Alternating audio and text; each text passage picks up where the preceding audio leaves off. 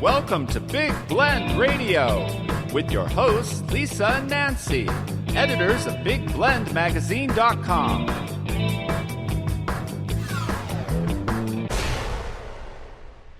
Welcome to Big Blend Radio with Nancy and Lisa, the mother-daughter travel team and publishers of Big Blend Radio and TV Magazine and Parks and Travel Magazine. Both of them are digital, and you can view them at BigBlendMagazines.com. Our guest today is Victoria Chick. She is one of our Big Blend experts in both magazines. She is based in Silver City, New Mexico, and she's a contemporary figurative artist and early 19th, 20th century print collector. You can go to her website, victoriachick.com.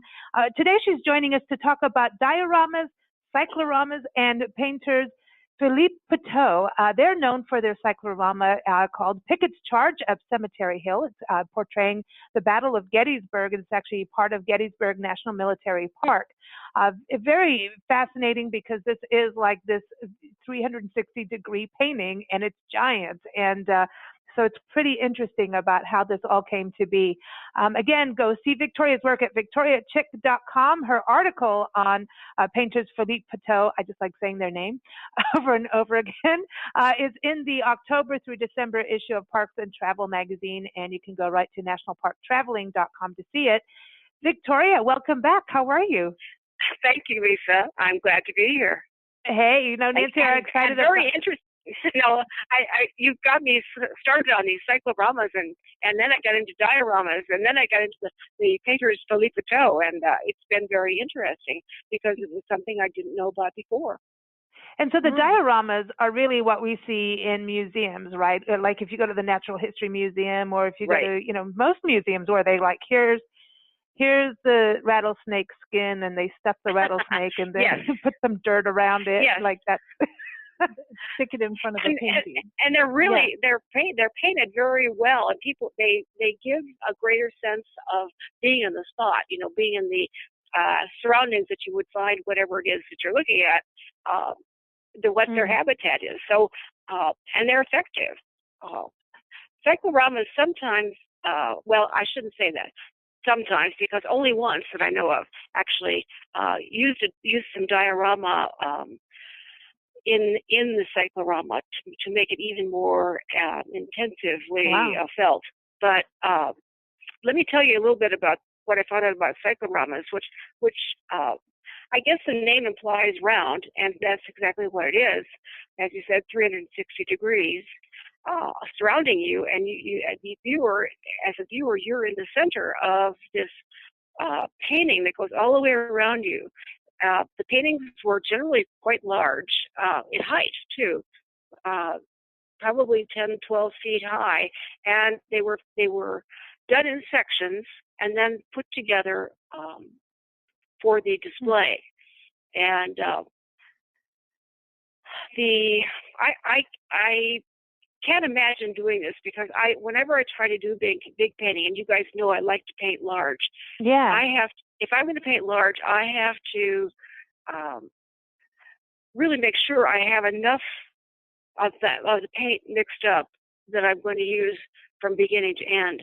Because if you don't have that, and you try to remix, it sometimes isn't exactly the way you want it to be, and you can see a line, a color line where you've changed, where you stopped, where you started. So when they do these really, really big paintings for dioramas, they have a lot of assistance. They mix their paint up in large quantities, so there's no color break all the way around. And so, like the painting that you were talking about, that's part of the Gettysburg cyclorama. That painting is over 100 feet long. So, in a circular shape. So you can imagine the amount of paint used was phenomenal, and the time involved was phenomenal to paint it. Wow, it's so detailed too. Yeah. It's not like one big subject on a canvas, Right. It's like thousands of images. Okay, but how are they? I mean, is this the canvas? I mean, I remember Nancy getting rolls of canvas. It's almost like you'd get newspaper print, like the paper, how these big rolls are. So are they Right. like, okay, because I know like when you paint, you're going to put it on a stretcher, on a canvas. Are they like, this is where my mind, I can't get it. I don't get it. Are they stretching it and doing different pieces and stitching them together? Or is it one big piece of canvas that's round and then they go around in a circle? I mean, how are they doing this? Right. Well, my reading, my research on it didn't give a lot of detail on how they did it. Only that they put it together in sections. Now, how they fused those sections together to make them blend, that would be very tricky. So I think they were probably put together like, when I buy canvas, I buy it in a roll, and but I've never seen a 100-foot roll of canvas, and I mean, I can't even imagine manipulating that much because it would weigh tons of, and you couldn't do it. So from a working standpoint, I believe that they would have to work in smaller sections, maybe like, maybe even like if it was 10 feet tall, maybe like a 10 foot by 10 foot section, or at the very most, maybe a 10 by 20 foot section. So, and then finish that. They would stretch it initially to work on it, and I can't imagine their workspace must have been very interesting. Their studio where they did this. On the other hand, if they didn't do it in a studio, they may have done it right on site. I think he painted and attached it to the wall. Site. Yeah, I think he so painted on site. But go ahead. If it's on site, then they would attach it to the wall. Probably they would attach it with some kind of glue sizing to make it stick. They may have put wood strips at the top to support it additionally. I saw in an art museum in South Africa a kind of not a complete circle, but a curved exhibit. And what they did was they stretched the canvas more in strips, not like these great big wide things. And then they put like a solid triangular thing between the two canvas. So you'd have maybe a 1.5 foot wide canvas, and then maybe 10, 12 feet tall. And then they would put next to another one, and there was this little triangular thing that held the two canvases together. And they did that, but they didn't do a whole wall. They just kind of did one curved thing. Yeah. And where the two canvases joined, they used a lot of that polymer. Now, I don't think that back in those days with the cyclorama, I don't think they had these compounds. They used that kind of plastically acrylic. Yeah. And that's where the glue sizing would come in. In the 1800s, they would have used that probably rabbit skin glue and mixed it with something, and then paint that almost like hanging wallpaper. You would put this stuff on the wall and then adhere the canvas to it. Yeah, this is interesting to me, and the Philippoteaux, let me get it right here. Otherwise, they're going to start sounding like pastry, philo dough. But Philippoteaux, the team, this is interesting because this is a father and son, and there weren't that many, people doing this, that many artists. So the father passed this down to the son. But didn't they have a lot of people working with them too? So it wasn't just the two of them, one holding one side up. No. No. I mean, you figure you're working with that much material, you've got to have help. So yes, they did have assistants. I mean, they were more than grunts, that were holding the canvas up for them, because they were skilled artists too, and they were trained by the Philippoteaux father and son. My guess is because of the vastness of this painting that they would have been used for helping to lay out the composition, which would have been designed by Philippoteaux, and it may have been squared off, so you knew what each small square contained and how it fit against the the next square. So it would have been laid out probably somewhat scientifically, not totally free. And so they would have used charcoal to draw this stuff in. They would probably have painted an underpainting, and the assistants would have been useful for that. The underpainting would have been done in light and dark tones, so you had a sense of chiaroscuro, what the light was like during the battle scene, and so that would have been pretty easy for them to do. But my personal feeling is that probably the Philippoteaux themselves, well, not the father by the time it got to Gettysburg, who was probably just the younger son, and that he would have done all the color painting. Because his brush strokes would have been a certain, people's brush strokes are very individual, like fingerprints, and for the painting to hold together, seems like his hand would have been the final one on the painting.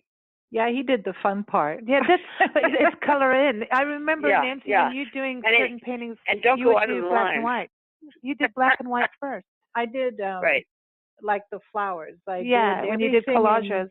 Raw umber and ultramarine blue mixed together in different tones, and then white, and let it all dry. So the flowers were all these weird tones that look nothing like flowers. Then I go back and do color glazes on top. Why? Right. Because the light goes through the glaze and bounces back, and you can see the difference in painting. Exactly. When you do them that style, as opposed to like the one over there, it's not that style, and it's flat compared. And everyone listening could look at that painting. I know. It's a beautiful painting of daylilies. It is.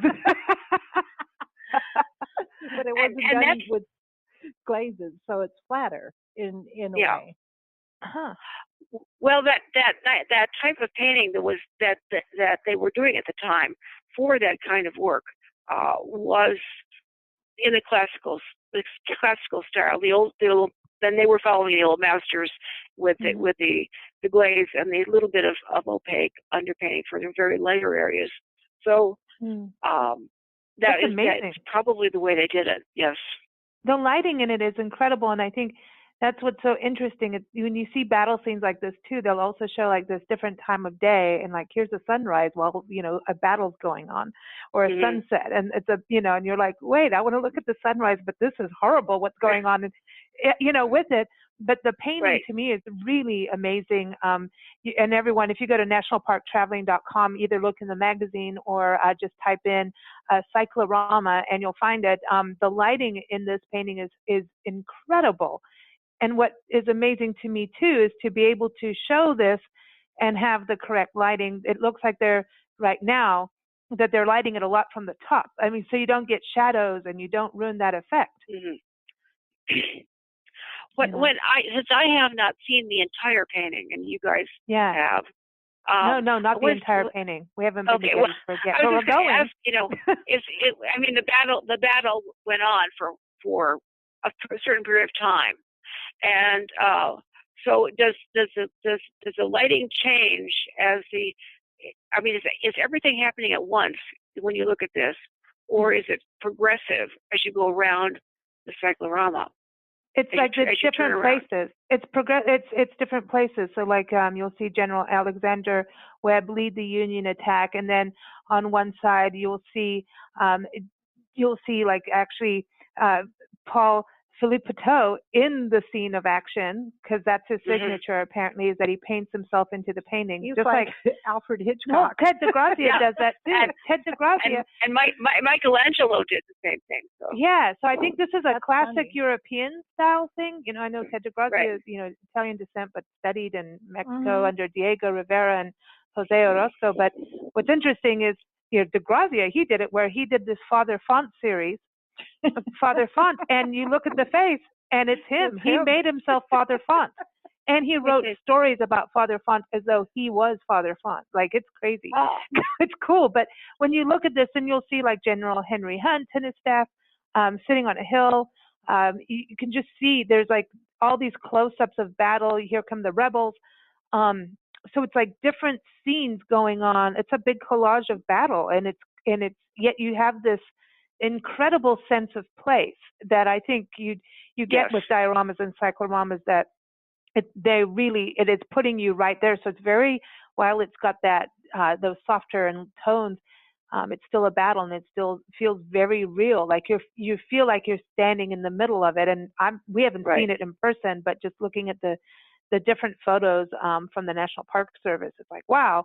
And that kind of brings me to, when we first talked with you a few years back, and over the years, you led us to this story of how the National Park Service is very connected with art, and the role that artists played in regards to helping people understand about places like Yellowstone and Yosemite. So this feels the same kind of story, like they were educating people about what happened at Gettysburg, that this is what this war was like for all sides. When this was painted, the war, it hadn't been that long since the war had ended. It was like a 50-year anniversary almost.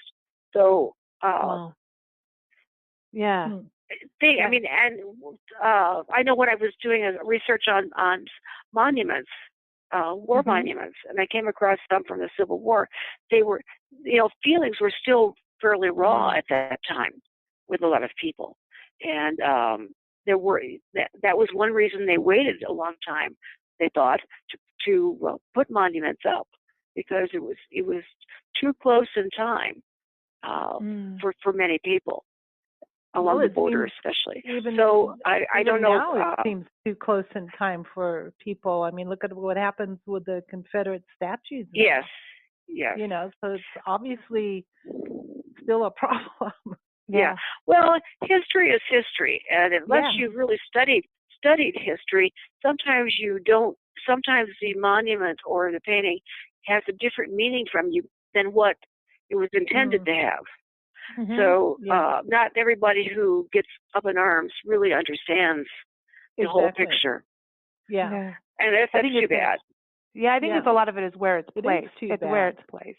If it's like, hey, this is the monument of the city, it doesn't represent all people in the city. And so I think it's important to have these monuments. It's the context of staging them, but it's still placed there as part of the history too. So it's an interesting conversation, and I don't want to go down that road because I don't want all the emails from everybody yelling at me, because someone's going to yell at me. I think it's interesting that the people who commissioned this were private individuals from Chicago and business people, and they were doing it because they felt that it should be remembered, and so they commissioned it. And I thought the other really interesting thing about this diorama is, it sounds like a monumental task to paint a diorama a cyclorama, and then put the some of the elements of diorama, the actual dirt and the plants and relics and stuff in front of it to make you feel even more a part of the place. But when I found out that they actually did 4 of these, I was totally blown away, because I can't. To sustain your art for one huge painting is a monumental task, but to do it 4 times is totally amazing. That's really odd when you think about it. Why would you? I don't know if I could do that. Like, sometimes when you finish a painting, aren't you glad you're done with it? Right. Well, yeah. But, when you think of all the effort that went into that, first of all, not just the painting, the physical part of it, the research that went into it was amazing. They built a tower so that they could get a photographer to go to the top of the tower and take sequential pictures all the way around this battle site. And they would have a record of what the landscape was really like. So when they did the drawing for the painting, they could refer to these photographs. That alone is a huge chunk of time and effort. Yeah. It's interesting because you do think about photography back then.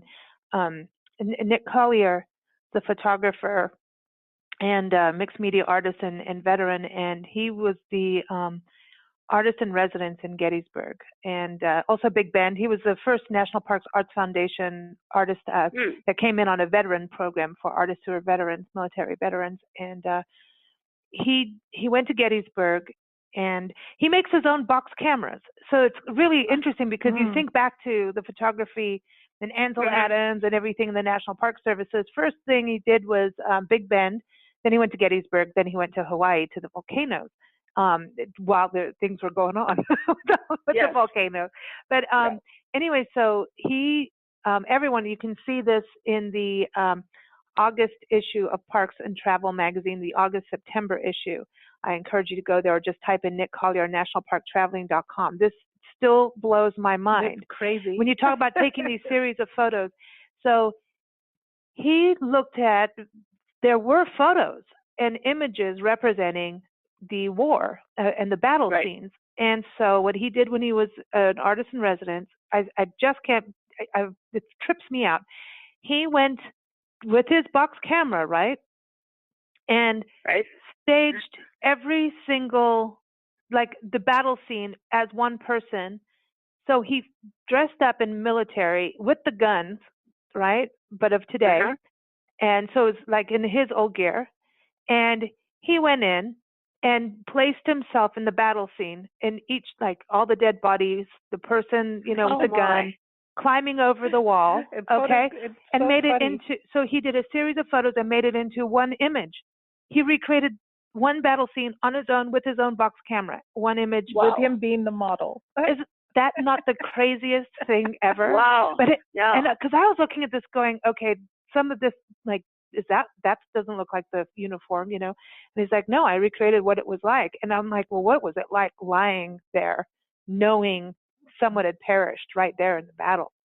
I mean, that's got to be weird. Like, But anyway, so I just, when you talk about these series of photos and something like the Cyclorama, I think it's really important. It reminds people about what happens when a country divides itself, what happens when we fight, and to have that sense of place and really feel as close as you can to what it's like to be in a war. I think it's very important. I think it's something, I'm glad we're talking about this today because, you know, just even looking at the images, I know what it's like to go to an IMAX theater and be totally blown away. Just that feeling of, you know, when we were at the Epcot Center years and years ago. That was crazy. In Florida, we went, they have this one section, there's the space section and the science section. And then there's the section where you can go from country to country and go little on rides and attractions. And they have a restaurant in each place. So you know where we went, right? So we ate and drank our way around the world. And we ended up in Canada. And it was like the Cyclorama. They had, and it's like an IMAX thing, but it was like all around you, all the way at the top. Even over your head. So they had horses racing. And so the horses raced right over your head. It was like, and all around you.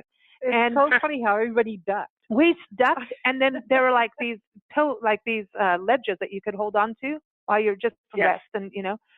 And I don't know if it was eating and drinking our way around the world, but next thing you know, Nancy and I were on the floor. We're like, it's safer down here. We're like, this is crazy. Hold on. But but that cyclorama thing and those progression of images, this is just, it is such studious work to do that. And I don't know, but what I mean, I went to the Cyclorama in San Diego, and it was quite an experience.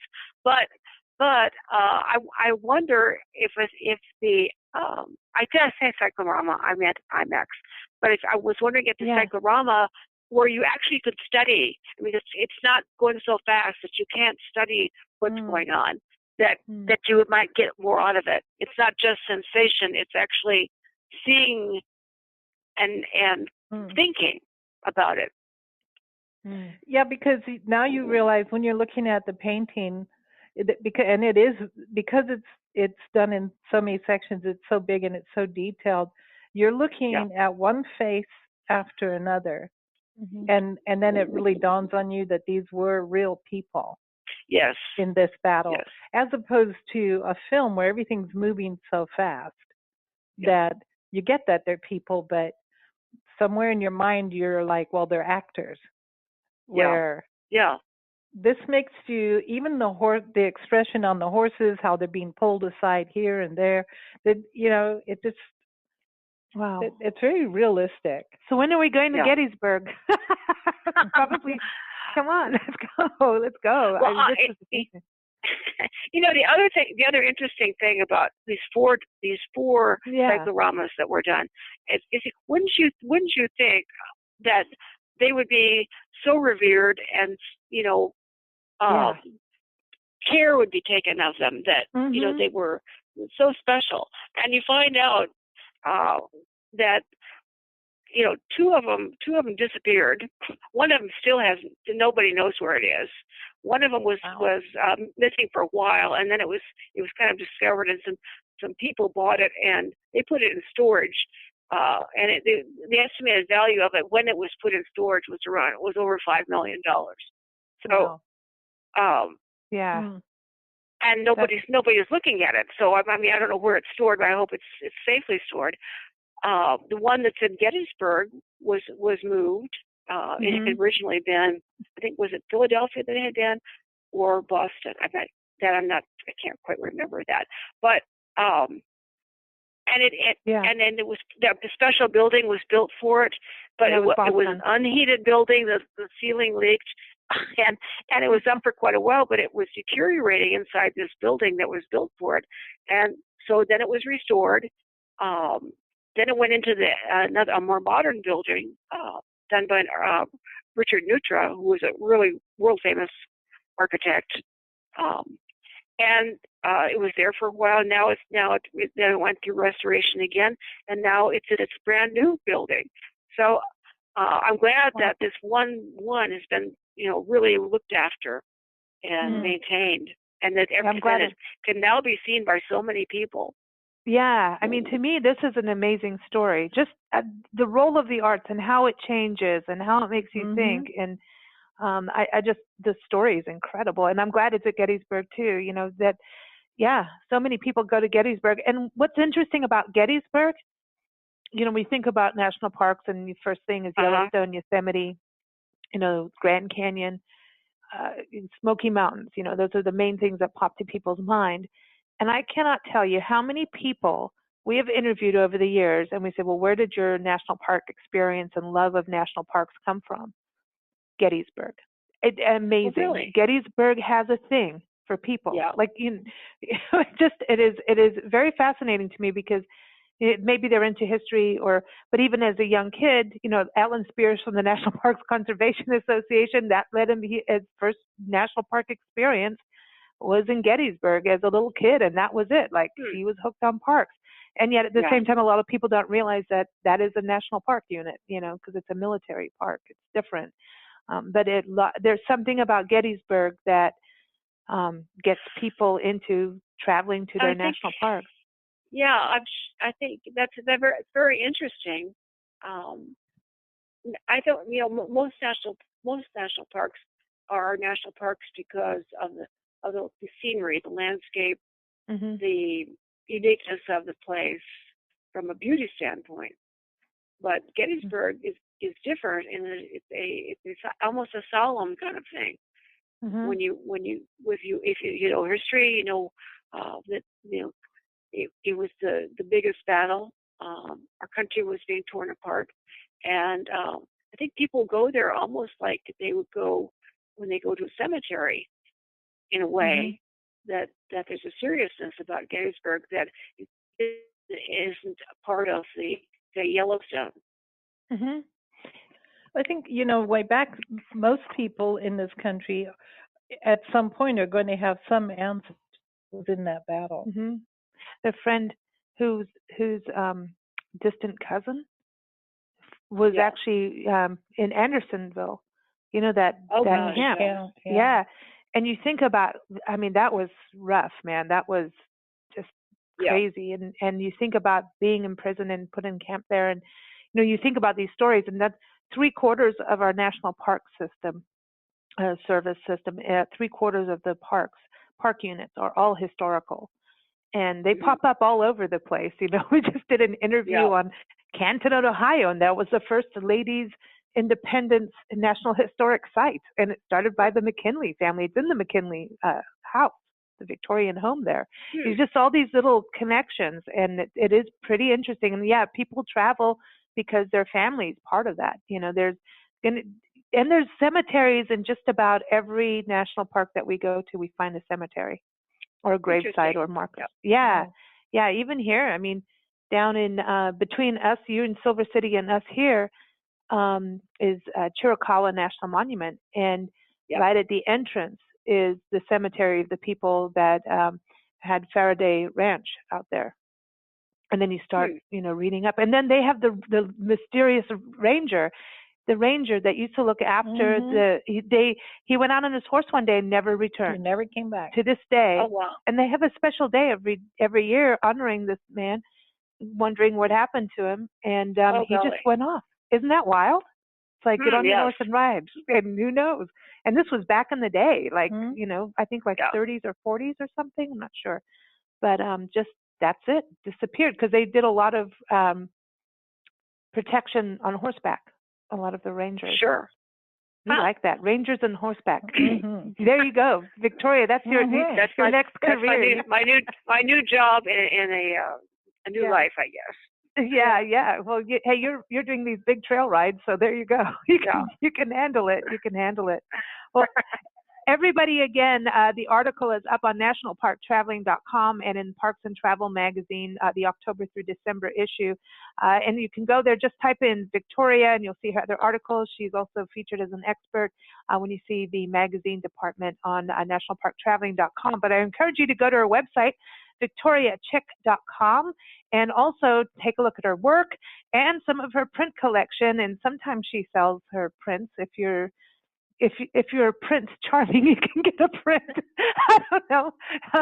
It's rare that you let go of them, huh, Victoria? This is your baby. I like them, Yeah.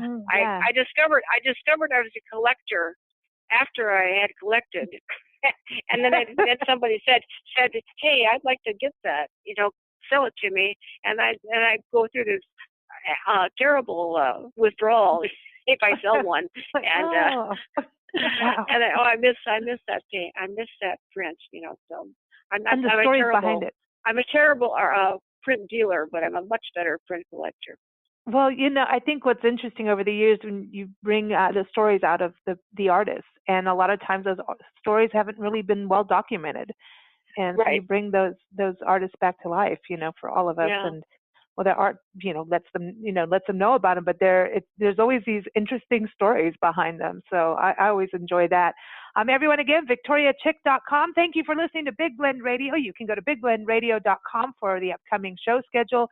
You can listen to shows as they go live or listen anytime on demand. We air Sunday through Friday, but we always like to play some music, and I love to play this song when we're talking about Gettysburg and history. And this is called Colors of the USA. It was actually written for the National Park Service. It's by Billboard charting contemporary artist Doreen Taylor. And you can go to DoreenTaylorMusic.com to learn more about her. She's got an amazing voice, and she's doing all kinds of theatrical shows these days. But again, here it is, Colors of the USA. Thanks so much, Victoria. Well, thank you, and have a wonderful week.